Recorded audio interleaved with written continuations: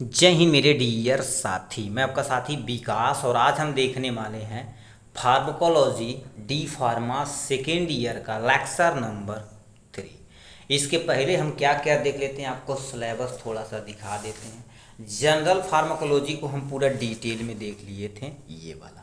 उसके बाद various route of drugs administration को हम अगले वीडियो में देख लिए थे। इस वीडियो में हम कवर करने वाले हैं ड्रग्स एब्जॉर्प्शन। ठीक है, तो ड्रग्स एब्जॉर्प्शन में क्या क्या पढ़ना पड़ेगा। सबसे पहले हमें डिफिनेशन, टाइप ऑफ एब्जॉर्प्शन, कौन कौन से ऐसे फैक्टर हैं जो ड्रग्स एब्जॉर्प्शन को इफेक्ट करते हैं, उसको हम अच्छे तरीके से पढ़ेंगे। मतलब हमारे सिलेबस में इतना चीज़ें हैं अकॉर्डिंग टू पीसीआई। हमें जितना भी चीज़ पढ़ना सब कुछ अकॉर्डिंग टू पीसीआई हमें पढ़ना पड़ेगा। तो सबसे पहला तुम्हारे पास लिखा ड्रग्स एब्जॉर्प्शन। अब देखिए फार्माकोकाइनेटिक्स का पहला स्टेप आपका स्टार्ट हो जाता है, क्योंकि फार्माकोकाइनेटिक्स में हम बता दिए थे आपको ये ट्रिक पढ़ना पड़ेगा। क्या आपको बता देना चाहते हैं, पेन किधर गई। ठीक है, चलो इसी से लिख देते हैं भाई, यहाँ पर है। ठीक है, देखो हम क्या बोले थे, ADME पढ़ना पड़ेगा। ए से एब्जॉर्प्शन, डी से डिस्ट्रीब्यूशन, एम से मेटाबॉलिज्म, ई से एक्सक्रीशन। इतना चीज़ हमें क्या करना पड़ेगा, पूरा डिटेल में अच्छे तरीके से पढ़ना पड़ेगा। ए से तुम्हारे पास क्या होता है, एब्जॉर्प्शन, जो सामने पढ़ रहा है। डी से ड्रग्स का डिस्ट्रीब्यूशन कैसे होता है, ड्रग्स का मेटाबॉलिज्म कैसे होता है, ड्रग्स का एक्सक्रीशन कैसे होता है। इतना चीज़ पढ़ेंगे तो हमारे पास क्या होगा, चैप्टर नंबर पूरा ख़त्म हो जाएगा। तो एडीएमई का हम क्या कर देते हैं, और इसको इधर उधर नहीं पढ़ सकते, सीक्वेंस में ही पढ़ा जाता है। तो इसमें सबसे पहले हम आज पढ़ते हैं ड्रग्स एब्जॉर्प्शन। अब बताइए एब्जॉर्प्शन क्या होता है। अब थोड़ा सा हम आपको बता देना चाहते हैं। देखिए ये आपके सामने पेट है, क्या हो गया, ध्यान से सुनिए। ये आपका प्यारा सा पेट है। क्या हो रहा, कोई भी ड्रग्स, चाहे वो कैप्सूल हो, चाहे वो टैबलेट हो, चाहे वो सोल्यूशन हो, किसी भी फॉर्म में उससे लेना देना नहीं है। मुंह के द्वारा क्या कर दिया जाएगा, जब लिया जाएगा। ये मुंह का बता रहे हैं, ठीक है। अब मान लेते आप सीधे इंजेक्शन दे रहे हैं तब उसकी तो अलग बात है। अब हो का रहा, देखिए ये माउथ है, माउथ से ये वाला पार्ट को आइसोफेगस, ये वाले पार्ट को स्टमक। स्टमक में छोटे छोटे क्या होते हैं, रूगी, जिसे हम विलाई के नाम से जाना जाता है। ये क्या कर देते हैं, ऐसे फिंगर लाइक अपीयरेंस रहते हैं जो सरफेस एरिया को इंक्रीज कराते हैं। अब सरफेस एरिया इंक्रीज कराएंगे तो दवा यहाँ रुकेगी, तो यहाँ ब्लड वेसल जाएगी, ब्लड वेसल जाएगी तो यहीं पर एब्जॉर्ब होकर हमारे नस के अंदर चली जाएगी। किसके अंतर्गत, नस के अंदर तुम्हारे पास क्या हो जाएगी, यहाँ से चली जाएगी। ठीक है, तो काम अपना। तो ये बताओ ड्रग्स के जब इसके अंदर गई है, इसके अंदर गई है, तो ये बताओ क्या हुई, ब्लड में एब्जॉर्ब हुई है। तो वही हमें क्या करना पड़ेगा, पढ़ना पड़ेगा। कुछ दवाइयाँ यहाँ एब्जॉर्ब होती हैं, कुछ माउथ में एब्जॉर्ब होती हैं, यहाँ पर लीवर के अंतर्गत चली जाती हैं, उसके बाद स्मॉल इंटेस्टाइन में जाती हैं, उसके बाद लार्ज इंटेस्टाइन में। मतलब हमें दवा किसी न किसी तरह अच्छे से एब्जॉर्ब करना है। अब एब्जॉर्प्शन यहाँ पर सबसे definition, movement of drugs from the site of administration into the plasma, यानी ब्लड सर्कुलेशन में, is called absorption of drugs. कोई भी ड्रग्स हो, ठीक है, कोई भी ड्रग्स हो, कह रखा है किसी भी साइट ऑफ एडमिनिस्ट्रेशन से लिए हैं, चाहे ओरल के थ्रू लिए हैं, चाहे एम यानी एमआई लिए हैं, चाहे एमवी लिए हैं। कितना मोस्टली तो हमारे पास ओरल की बात यहाँ होती है। तो ये क्या कर देते हैं, जब तक वो हमारे ब्लड प्लाज्मा यानी तुम्हारे पास प्लाज्मा के अंदर यानी ब्लड सर्कुलेशन के अंदर जितनी चली जाती है, उसी को क्या बोला जाता है, हमारे पास एब्जॉर्प्शन ऑफ ड्रग्स बोलते हैं। तो इसमें क्या लिख रखा है, in the process the site as well as extent both is the important for the absorption of drugs. दो चीज़ें बता रही है, यानी ड्रग्स एब्जॉर्प्शन में देखा जाए तो साइट बहुत मायने रखता है, उसके साथ साथ एक्सटेंट है, मतलब वो कहाँ जाके काम करेगी या किस रूट के द्वारा लिए, ये भी मायने रखता है। साइट मतलब जैसे मान लेते हैं हमारे ब्लड में जाना चाहिए किसी तरह से। अब बताओ डायरेक्ट हम इंजेक्शन लिए, ब्लड के अंदर इंटर करा दिए, मोस्टली एब्जॉर्ब हो गया, 100% बायोबिलिटी हो चुकी है। ठीक, मतलब 100% क्या हो गया, एब्जॉर्प्शन हो गया है। तो वही चीज़ साइट के साथ साथ एक्सटेंशन दोनों यानी दोनों पर डिपेंड करती है, इसीलिए बहुत ज़रूरी होती है ड्रग्स एब्जॉर्प्शन के लिए दोनों कंबाइन होता है। जैसे आपके पास आप दोस्त हैं, आप भी ज़रूरी हैं, आपका दोस्त भी ज़रूरी है, उसी तरह से पढ़ाई भी ज़िंदगी में ज़रूरी है। Very little amount of absorption into the lining of stomach. अब देखिए साफ साफ लिखा हुआ, कुछ ही अमाउंट में क्या होती है, जो स्टमक की लाइनिंग होती, जो आपको दिखाएं रूगीनुमा संरचना, जिसे विलाई के नाम से जाना जाता है, ये क्या कर देती है, वेरी लिटिल अमाउंट में एब्जॉर्प्शन होता कहाँ पर, into the lining of stomach, यानी स्टमक की लाइनिंग में एब्जॉर्ब होता है। नेक्स्ट में क्या लिख रखा, मैक्सिमम एब्जॉर्शन टेक प्लेस, मतलब most of the absorption take place होता through the internal lining of the small intestine का दूसरा भाग।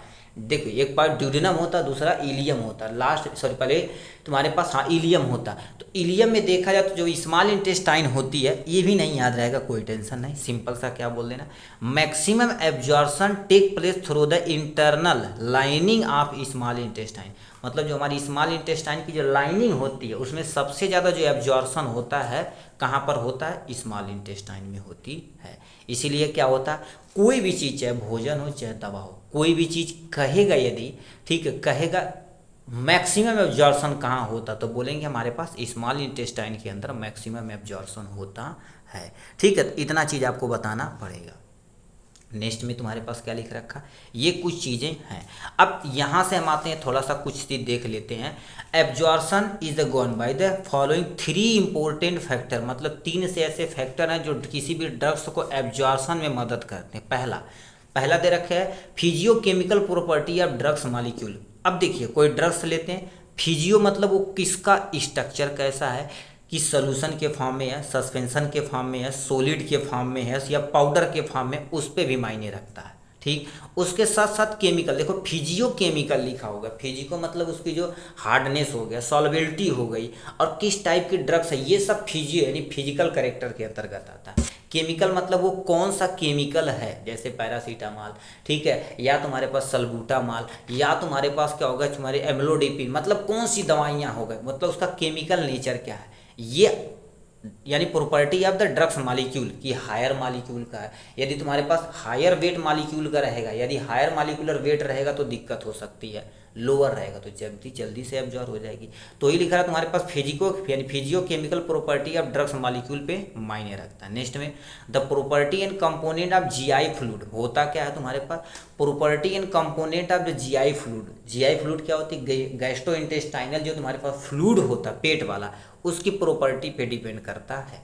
जितनी अच्छी प्रॉपर्टी रहेगी उतना तेजी से एब्जॉर्ब होगा। तो ये 3 प्रॉपर्टी। लास्ट में तुम्हारे पास नेचर एब्जॉर्शन ऑफ मेम्ब्रेन, मतलब वो तुम्हारे पास प्लाज्मा मेम्ब्रेन की बात करें, क्योंकि हमें प्लाज्मा के अंतर्गत ही जाना है। जो प्लाज्मा मेम्ब्रेन सेल की जो पहले बाहरी लेयर होती है ना, उस पर भी डिपेंड करता है कि कितना तेजी से एब्जॉर्ब होगा।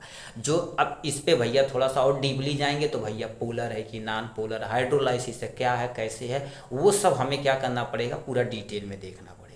बट हमें 3 कोई फैक्टर याद रखना, सबसे पहले physicochemical property of drugs molecule का, property and component of GI fluid, हमारे पेट के शरीर के अंदर कौन सा तुम्हारे पास फ्लूइड है उस पर, और उसके साथ साथ क्या हो गया, नेचर ऑफ द एब्जॉर्बिंग यानी एब्जॉर्बिंग मेम्ब्रेन, मेम्ब्रेन पे भी डिपेंड करता है कि कौन सा मेम्ब्रेन अच्छे से ठीक है ड्रग्स को पास करने देता है।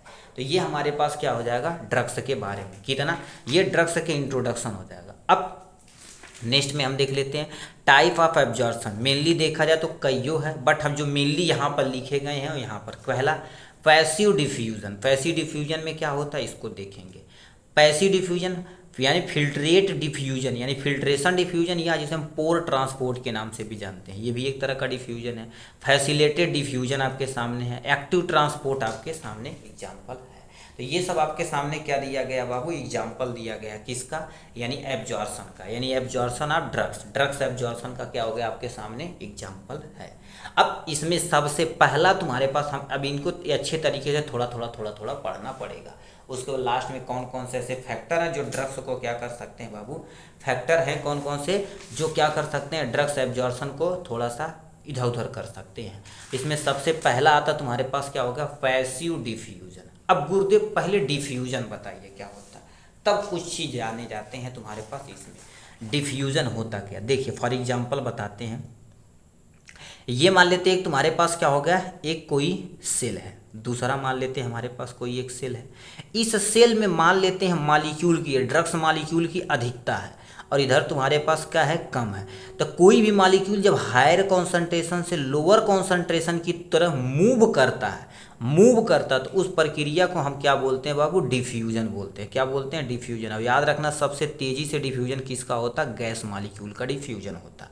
ठीक, अब यही सेम टू सेम हमारे शरीर के अंदर होता है। जब पैसिव डिफ्यूजन होता है, कुछ दवाइयाँ होती हैं, और इसमें याद रखना एनर्जी की कोई रिक्वायरमेंट नहीं होगी। फॉर एग्जांपल मान लेते हैं, अब बताओ टंकी तुम्हारे ऊपर रखी गई है, खोल दिए, सर सर सर पानी गिर गया, उसमें कोई भी एनर्जी की रिक्वायरमेंट नहीं है, वो पार्शियल डिफरेंस है कि ज़्यादा से कम, जैसे ये दवाइयाँ यहाँ भाग रही हैं, बट चढ़ाना पड़ेगा तो ज़्यादा हमें एनर्जी देनी पड़ेगी। तब वही चीज़ यहाँ पर लिखा in this type of absorption drugs is a transport from higher concentration to lower concentration, जो वहाँ पर हम बताए थे। यानी तुम्हारे पास क्या होता है, हायर कॉन्सेंट्रेशन से लोअर कॉन्सेंट्रेशन की तरफ मूव करता, तो उसी को क्या बोला जाता है बाबू, पैसिव डिफ्यूजन बोलते हैं। क्या बोलते हैं, कौन सा डिफ्यूजन, पैसिव डिफ्यूजन बोलते हैं। In passive diffusion energy is not required, याद रखना ये बड़ी इंपॉर्टेंट चीज़ें हैं। मतलब पैसिव डिफ्यूजन में देखा जाता है किसी भी तरह की एनर्जी की रिक्वायरमेंट नहीं होती, ठीक। तो अब दो चीज़ याद रखना, पैसिव डिफ्यूजन कोई भी ड्रग्स मॉलिक्यूल हायर कॉन्सेंट्रेशन से लोअर कॉन्सेंट्रेशन की तरफ मूव करता तो उससे पैसिव डिफ्यूजन बोलते हैं। पैसिव डिफ्यूजन में किसी भी तरह की एनर्जी की रिक्वायरमेंट नहीं होती है, ये पैसिव डिफ्यूजन हो गया। अब आते हैं पोर ट्रांसपोर्ट के अंतर्गत आते हैं। अब पोर ट्रांसपोर्ट गुरुदेव क्या होता है, फिल्ट्रेशन हम क्या कर सकते हैं, मीडियम या लिखना पड़ता है। इसमें क्या लिखा, in this type of absorption the drugs molecule are pass through the space between the two cell. मतलब क्या होता है, इस टाइप से एब्जॉर्प्शन देखा जाए तो ड्रग्स मॉलिक्यूल पास होते हैं, अब दो सेल के बीच में पोर रहते हैं, जिसको प्लाज्मोडास्मेटा बोला जाता है। क्या बोलते हैं, प्लाज्मोडास्मेटा बोलते हैं। वो भी तरह से तुमको याद नहीं है, ध्यान से सुनिए। देखो हम क्या कर देते, एक सेल हमारे पास ये है, एक सेल हमारे पास ये है, तो इस सेल क्या कर देता, थोड़ा सा पोर रहता है, ठीक है, पोर रहता, उसी पोर के द्वारा जो भी ड्रग्स रहती एक सेल से दूसरे सेल में इंटर कर जाती है। तो यही चीज़ क्या रखा है, स्पेस। देखो क्या आएगा, through the space between two cell, मतलब दो सेल के बीच में जो थोड़ा सा स्पेस रहता है उसी को पोर ट्रांसपोर्ट के द्वारा कोई भी दवाइयाँ एक मालिक्यूल से दूसरे मालिक्यूल में, मतलब सिंपल सा एक सेल से दूसरे सेल में इंटर कर जाती हैं, ठीक है। तो ये आपको क्या करना पड़ेगा, यहाँ से याद रखना पड़ेगा।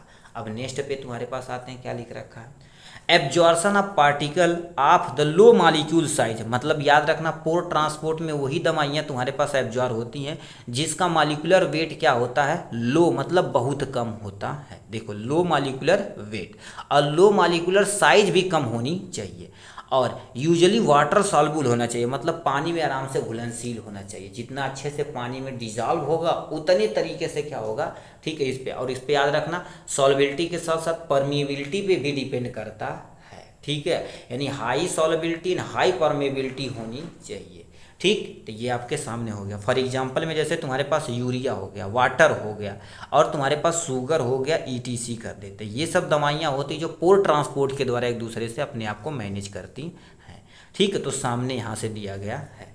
नेक्स्ट में तुम्हारे पास क्या लिख रखा बाबू, एक्टिव ट्रांसपोर्ट। ये थोड़ा सा उल्टा होता है, पैसिव का उल्टा क्या होता है, एक्टिव होता है। जैसे एक्टिव वाइज पैसिव वाइज पढ़े होंगे ना, वही सेम टू सेम यहाँ पर फॉलो हो रहा है।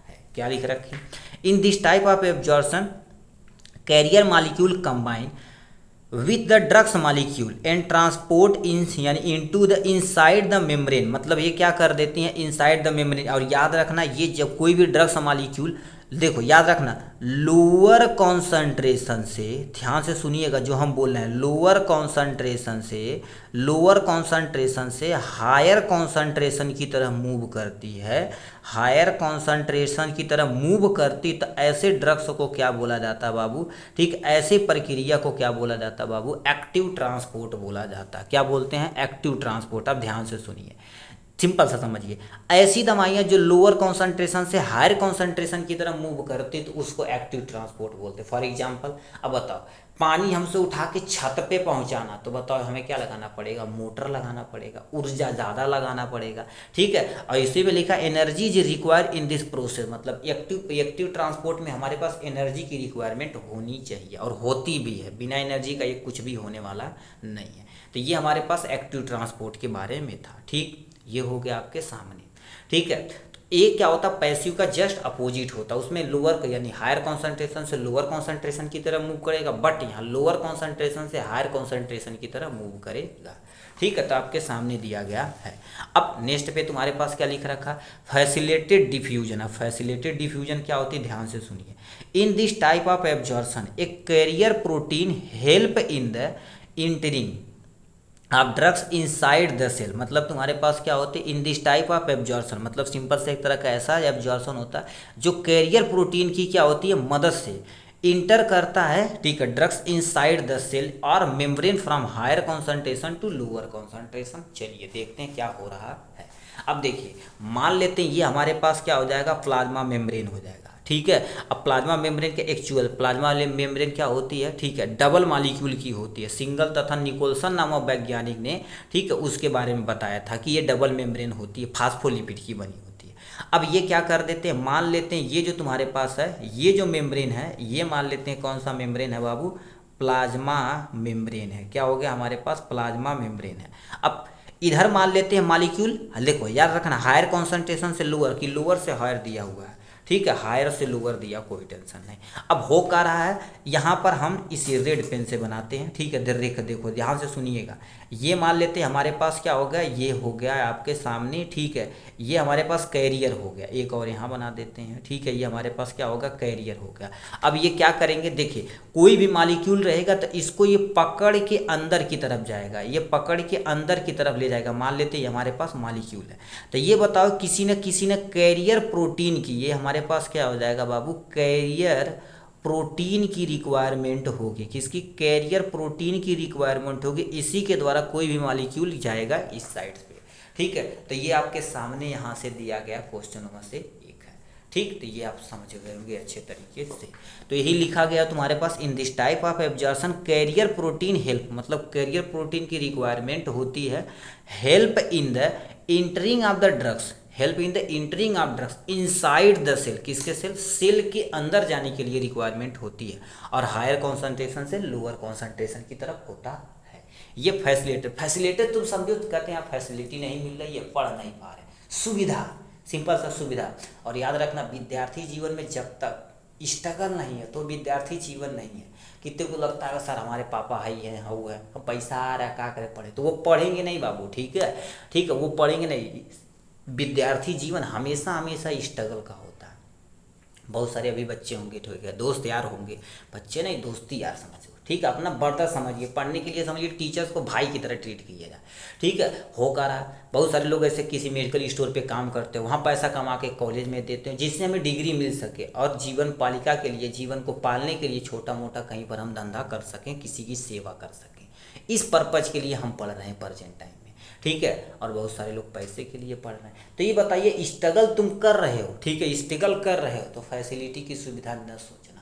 रात दिन बहुत सारे लोग बंदे क्या कर देते हैं, रात में ड्यूटी करते हैं, थोड़ा बहुत सो के उसी में मैनेज करके ड्यूटी अपना वो क्या देख लेते हैं, पैसा वैसा मिल के क्या कर देते हैं, मैनेज करते हैं कॉलेज की फीस, ठीक है। यही स्ट्रगल है भाई। देखिए जब तक ज़िंदगी में हमें सेटल कहीं नहीं अच्छे पोजीशन पे हो जाना है तब तक हमें स्ट्रगल करना, सेटल हो जाइए, उससे आगे बढ़ने की सोचिए, ठीक है। अब कहेंगे सर बहुत पैसा कमा लेंगे तो क्या होगा, गरीब बहुत है बाबू, गरीब बहुत है, किसी को ना किसी को दान दीजिए, हैप्पीनेस मिलेगी, खुशियाँ मिलेगी, ठीक है। तो ये हमारे पास फैसिलिटेड हो गया। अब गुरुदेव कौन कौन से ऐसे फैक्टर हैं जो ड्रग्स एब्जॉर्प्शन को इफेक्ट कर सकते हैं। Factor affecting the absorption of drugs, मतलब ऐसी कौन सी दवाइयाँ हैं जो फैक्टर अफेक्टिंग करती हैं ड्रग्स एब्जॉर्प्शन को। जैसे इसमें पहला तुम्हारे पास क्या लिख रखा, फिजिकल स्टेट ऑफ ड्रग्स। अभी क्या बोले फिजिकल स्टेट, कि कितना हार्डनेस है, कितनी सॉल्बिलिटी है, कितनी परमेबिलिटी है, ये सब भी मायने रखता किसी भी ड्रग्स का। जितना ज़्यादा सॉल्बिलिटी रहेगी उतना तेज ड्रग्स एब्जॉर्प्शन होगा, जितना अच्छा परमेबिलिटी होगी वो भी करेगा, जितना लोअर मॉलिक्यूलर वेट होगा वो भी एब्जॉर्ब होगा। तो मतलब ये फिजिकल स्टेट भी मायने रखता है दवा के एब्जॉर्प्शन में, ठीक है। ये होगा पार्टिकल साइज, और याद रखना जितने छोटे पार्टिकल रहेंगे उतना सरफेस एरिया क्या करेगा, इंक्रीज करेगा। जितने छोटे पार्टिकल रहेंगे वो आसानी से क्या हो जाएंगे, हमारे शरीर के अंदर एब्जॉर्ब हो जाएंगे, क्या हो जाएंगे, हमारे शरीर के अंदर उतनी तेजी से क्या हो जाएंगे बाबू, एब्जॉर्ब हो जाएंगे। गुरुदेव ये हो गया। अब चलते हैं आगे, क्या पॉइंट लिखा गया गुरुदेव, surface area of the absorbing site. याद रखना सरफेस एरिया, जितना ज़्यादा सरफेस एरिया घेरेगा उतना तगड़ा से क्या करेगा, ये एब्जॉर्प्शन ऑफ ड्रग्स करेगा, उतनी तेजी से ड्रग्स का एब्जॉर्प्शन होगा, ठीक, ये हो गया। फंक्शनल कंडीशन ऑफ जीआईटी में गैस्ट्रो इंटेस्टाइनल जो ट्रैक होती है, जो हमारी अल्वेट्री केनाल से लेके माउथ तक जितना भी, तो माउथ से मुंह से लेके तुम्हारे पास एनस तक का जितना भी पार्ट होता है उसको जीआईटी ट्रैक बोला जाता है, यानी गैस्ट्रो इंटेस्टाइनल ट्रैक बोलते हैं। वो जितना तेजी से वर्क करेगा, जितना तेजी से फंक्शन करेगा, उतनी तेजी से हमारे पास ड्रग्स का एब्जॉर्प्शन होगा। पीएच भी आते हैं, ठीक है, पीएच यानी कि दवा एसिडिक है कि बेसिक है, इस पे भी मायने रखता है तुम्हारे पास कितना तेज एब्जॉर्प्शन होगा। तो ये कुछ फैक्टर हैं जो क्या कर सकते हैं बाबू, ड्रग्स को एब्जॉर्प्शन को इफेक्ट कर सकते हैं। यहाँ पर थोड़ा सा हम आपको बता देते हैं 2-3 चीज़ें। सबसे तेजी से एब्जॉर्प्शन किसका होता है, आईएम का होता है। आईएम मतलब इंट्रामस्कुलर। उससे कम तुम्हारे पास क्या होता है बाबू, सबलिंगुअल का होता है। क्या होता है हमारे पास, सबलिंगुअल का होता है। और उससे कम देखा जाए तो तुम्हारे पास क्या होता है बाबू, रेक्टल का होता है। और उससे कम भी देखा जाए तो तुम्हारे पास क्या होता है, आईएम का होता है। और इससे कम भी देखा जाए तो तुम्हारे पास क्या होता है, ओरल का होता है। क्या होता है, ओरल का होता है। और सबसे कम देखा जाए तो तुम्हारे पास क्या होता है, ट्रांसडर्मल होता है। ठीक है, ट्रांसडर्मल यानी तुम्हारे पास टॉपिकल जो इंजेक्शन लगाई जा रही है उस पे। तो इतने हमारे पास क्या हो जाएंगे बाबू, ड्रग्स एब्जॉर्प्शन की प्रक्रिया। तो सबसे तेजी से एब्जॉर्प्शन किसका होगा, आईबी का होगा। और सबसे उससे कम सबलिंगुअल, उससे कम रेक्टल, उससे कम आईबी, आईएम होता, उसके बाद ओरल होता, फिर ट्रांसडर्मल होता है। तो ये दवा का क्या हो गया, एब्जॉर्प्शन का चीज़ है। और 2024 के एम्स में ये क्वेश्चन पूछा गया है आपके सामने, ये वाला कहेगा decreasing order of drugs ability, मतलब एबिलिटी मतलब क्या होगा, एब्जॉर्प्शन की बात बोल रहा हूँ। ठीक है, सबसे तेज क्या होता बाबू, सोल्यूशन होता। सोल्यूशन क्या करते, लेके इंजेक्शन में लगा देते, काम हो जाता। उसके बाद इमल्सन, उसके बाद सस्पेंशन, उसके बाद कैप्सूल, उसके बाद टैबलेट होगा। ये डिक्रीजिंग घटता हुआ क्रम है। सबसे तेजी से एब्जॉर्प्शन किसका होगा बाबू, सोल्यूशन का। उसके बाद उससे कम इमल्सन का, उससे कम सस्पेंशन का, उससे कम कैप्सूल का, उससे कम टैबलेट का, उससे कम कंप्रेस टैबलेट का, उसके बाद कोटेड टैबलेट का, उसके बाद तुम्हारे पास क्या होगा, एंट्री कोटेड टैबलेट का। इतने तुम्हारे पास क्या होगा, ड्रग्स है। ठीक है, ड्रग्स की जो एबिलिटी है उसका डिक्रीजिंग आर्डर आपके सामने दिया गया है। तो इस तरह से देखा जाए तो हमारे पास जो सिलेबस में कहा था, यानी ड्रग्स एब्जॉर्प्शन क्या होती है, इसके टाइप क्या होते हैं, इसके कौन कौन से फैक्टर है जो ड्रग्स एब्जॉर्प्शन को इफेक्ट कर सकते हैं, पूरा अच्छे तरीके से हम क्या कर दिए हैं, देख लिए हैं। ठीक है, और कोई भी मान लेते चीज़ बचा होगा, ठीक है, हम मोस्टली देखा जाए तो बचा नहीं हो गया। ठीक है, यदि वीडियो पसंद आया होगा तो चैनल पे डिस्क्रिप्शन में ज़रूर लिखिएगा कि सर हमको अच्छा लगा। ये चीज़ आपके पास कमियाँ, हमारी कमियाँ देखिए, टीचर के पास कमियाँ और अच्छाइयाँ दोनों होती है। ठीक है, आपके देखने के नज़रिया पे डिपेंड करता है। मान लेते कोई त्रुटियाँ रहे तो कमेंट बॉक्स में ज़रूर लिखिएगा, उसको निवारण किया जाएगा और थोड़ा सा सुविधाजनक इसे बनाया जाएगा। ठीक, चलिए आज के लिए बस इतना ही, फिर मिलेंगे नेक्स्ट वीडियो में नेक्स्ट टॉपिक के साथ। तब तक के लिए bye bye and take care.